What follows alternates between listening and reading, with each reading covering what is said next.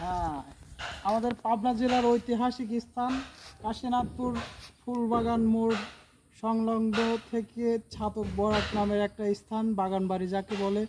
আসলে এখানে না আসলে বুঝতে পারবেন না, মনোরম পরিবেশ, খুব মজা, সেই মজা লাগতেছে আমার কাছে, সেই সেই আশপাশের ভিউটা দেখো কত সুন্দর।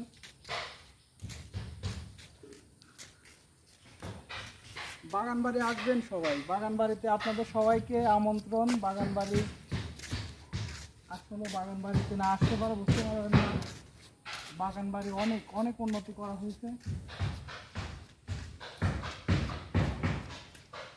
এই যে পানির মধ্যে এটা বন্ধ আছে, পানি মেশিন পানি উপর দিকে উঠছে,